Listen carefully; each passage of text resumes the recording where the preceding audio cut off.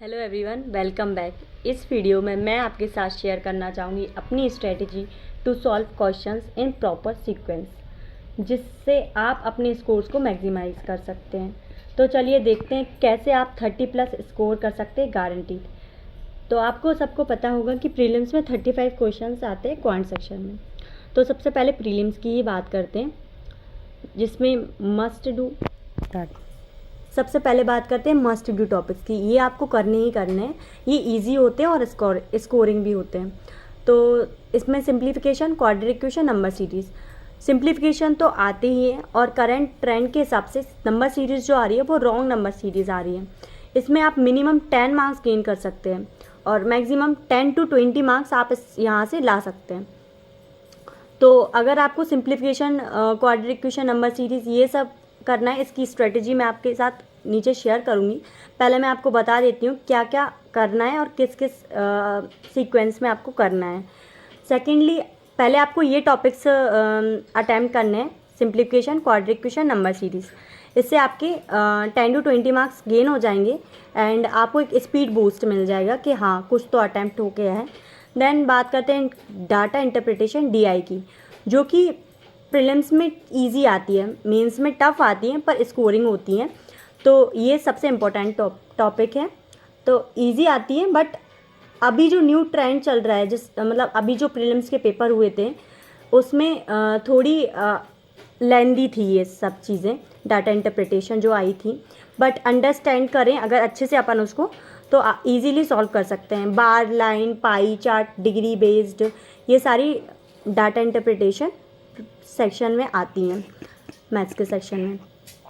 अब जानते हैं कि अर्थमेटिक के कौन से टॉपिक्स हैं जो करने ही चाहिए जिससे आप स्कोर्स को बढ़ा सकते हैं। परसेंटेज, रेशियो और एवरेज, ये 3 चैप्टर से आप गेन कर सकते हैं 2 to 5 मार्क्स, मतलब 5 मार्क्स तो गेन कर सकते हैं, इतना तो आता है। ये प्रीलिम्स की बात कर रही हूँ, मेंस में इसका बढ़ जाता है परसेंटेज।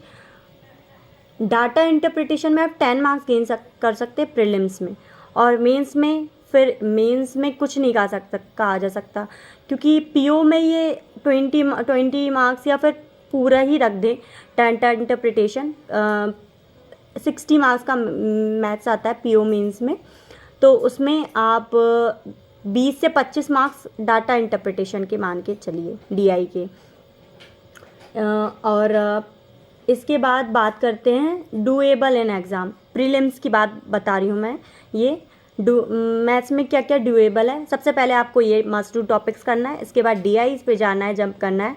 फिर जो डूएबल है मैथ्स में, जैसे आपने यहाँ से स्कोर कर लिया मिनिमम मार्क्स के, चलो 10 और यहाँ 10, तो 20 मार्क्स अगर आपके यहाँ गेन हो गए, तो अर्थमेटिक अब आने लगा है पूरा अर्थमेटिक 10 मार्क्स का, अर्थमेटिक 10 मार्क्स का आने लगा है।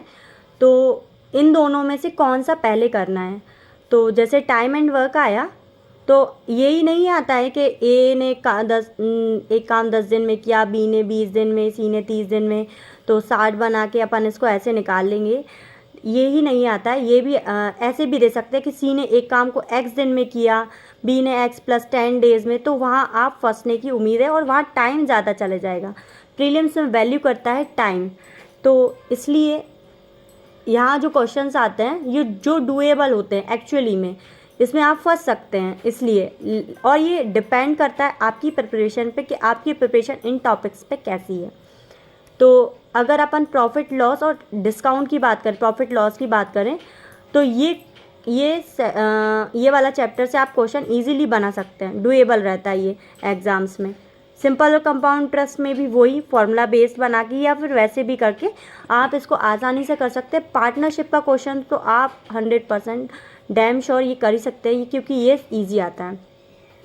ट्रेन से रिलेटेड हुआ, ये परम्यूटेशन कॉम्बिनेशन, ये सारे टॉपिक्स से आप डूएबल आसानी से इसमें कर सकते हैं। लेकिन हाँ, आप फंस सकते हैं, कभी कभी ऐसा होता है कि ये दोनों सेक्शन अलग अलग हो जाते हैं। जैसे टाइम एंड वर्क का क्वेश्चन डूएबल रहता है कभी कभी, और पाइप एंड सिस्टम का भी, लेकिन ये अपन लास्ट में करेंगे। ये 10 मार्क्स का, जो 35 मार्क्स का पूरा पेपर है, वैसे अटैम्प्ट्स हो जाते हैं पूरे 35 प्री में, कोई बड़ी बात नहीं है। लेकिन जो तो आपको अटैम्प्ट कैसे करना है, फर्स्ट ये वाला टॉपिक्स करने हैं, सेकंड डाटा इंटरप्रिटेशन, फिर अर्थमेटिक पे जंप करना है, क्योंकि यहाँ से अगर आप 20 से 25 मार्क्स अगर आप बना लोगे तो आपको ऑब्वियसली आपको कॉन्फिडेंस आ जाएगा कि आप ये टॉपिक्स कर सकते हो।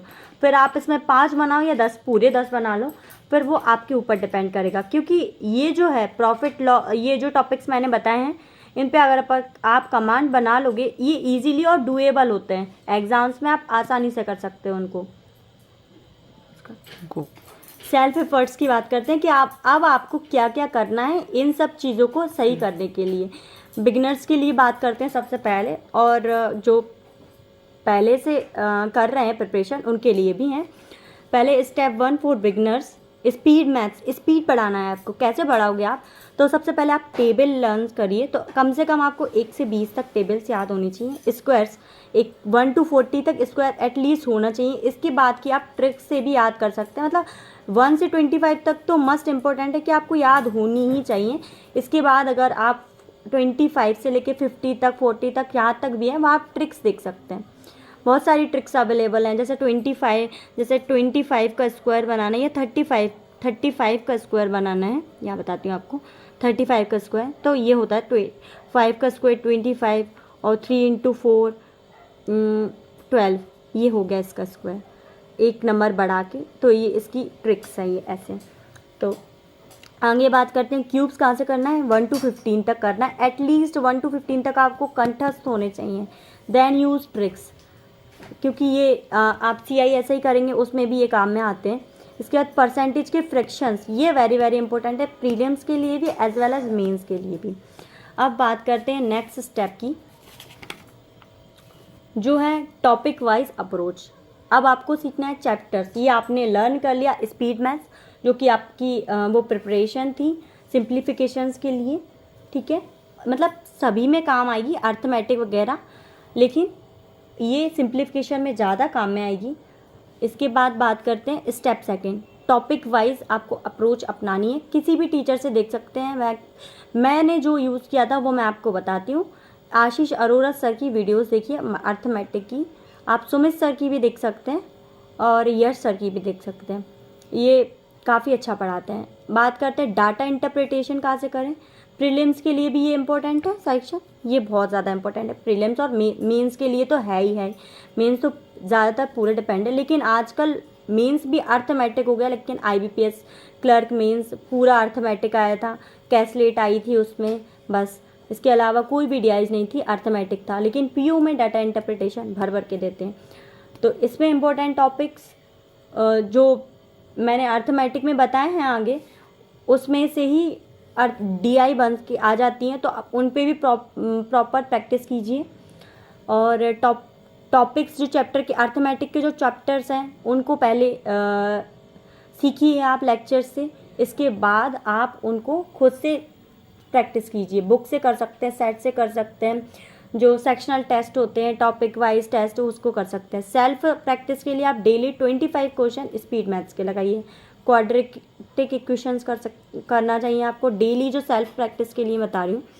रॉन्ग नंबर सीरीज़ और DI तो एटलीस्ट 2 दिन में करनी ही चाहिए, जिससे आपको मेंस और प्री दोनों में ही फ़ायदा मिलेगा। और रॉन्ग नंबर सीरीज़ मेंस में भी आती है, प्री में भी आती है, तो ये आपको करनी चाहिए डेली। ये डेली आपको अटैम्प्ट करना है, जिससे आपका मैथ्स स्ट्रॉन्ग हो जाए। और 25 क्वेश्चन स्पीड मैथ्स के, जिससे आपके 10 से 20 नंबर बन रहे हैं। क्वाड्रेटिक क्वेश्चन ये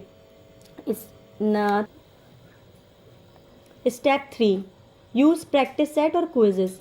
जितने ज़्यादा आप क्विजेस लगाएंगे, प्रैक्टिस सेट लगाएंगे, टाइमर के साथ क्वेश्चन को सॉल्व करेंगे, उतनी ही ज़्यादा आपकी स्पीड बढ़ेगी। स्पीड के साथ साथ आपकी एक्यूरेसी भी बढ़ेगी, और आप सीखेंगे, एनालाइज करेंगे उनको, तो आप सीखेंगे नए नए तरह के क्वेश्चंस। तो क्विजेस तो मस्ट हैं, क्विजेस और प्रैक्टिस सेट। तो थर्ड स्टेप यही है आपकी स्पीड और मार्क्स बढ़ाने की, कि आप क्विज अटेम्प्ट करें, प्रैक्टिस सेट लगाएं। सोर्स ऑफ गिविंग क्विजेस तो मैं आपको बताती हूँ। अड्डा डेली क्विजेस प्रोवाइड करता है, और प्रीलिम्स और मेंस के लिए अच्छे लेवल के क्विज हैं। मेंस का नहीं कहेंगे तो प्रीलिम्स का बहुत ज़्यादा अच्छा सोर्स है अड्डा। तो आप इसके अड्डा 247 के क्विजेस लगा सकते हैं। ग्रेड अप भी अच्छे मॉक और क्विजेस देता है, और प्रैक्टिस मॉक भी, तो आप इनको यूज़ कर सकते हैं। ऑलिव बोर्ड की मैं नहीं बात करूँगी, क्योंकि वो थोड़ा टफ है। इसके बाद प्रैक्टिस सेट, तो ये स्टेप थर्ड है। स्टेप फर्स्ट में आपको क्या करना है, स्पीड बढ़ाना है। स्टेप सेकंड में आपको टॉपिक वाइज अप्रोच अपनानी है, डाटा इंटरप्रिटेशन वगैरह। और स्टेप थर्ड में आपको प्रैक्टिस सेट देना है, क्विजेस लगाना है, जिससे आप अपनी स्टेप 4 की बात करते हैं। अब आपको मॉक लगाना है, क्योंकि आपने आपके सभी टॉपिक्स सभी चीज़ें सही कर ली है, प्रैक्टिस मॉक दे लिए, क्विजेस दे लिए। तो अब आते हैं फुल मॉक के ऊपर। तो गो टू फुल मॉक लगाइए। जितने मार्क्स आ रहे हैं उसमें कॉन्फिडेंस कम करने की ज़रूरत नहीं है। वो डेली आप 1-2 मॉक देंगे तो धीरे धीरे करके मार्क्स बढ़ेंगे। और उसको अच्छे से एनालाइज कर लिए, एनालाइज प्रॉपरली, दैट्स इट। इससे आपके मार्क्स डेफिनेटली बढ़ेंगे। सो बेसिक्स क्लियर हो गए। इसके बाद प्रैक्टिस सेट लगा ली, क्विजेस लगा लिए, and then go for mock. और इसमें आप अर्थमेटिक DI में आप ब्लाइंडली फॉलो कर सकते हैं आशीष अरोड़ा सर को।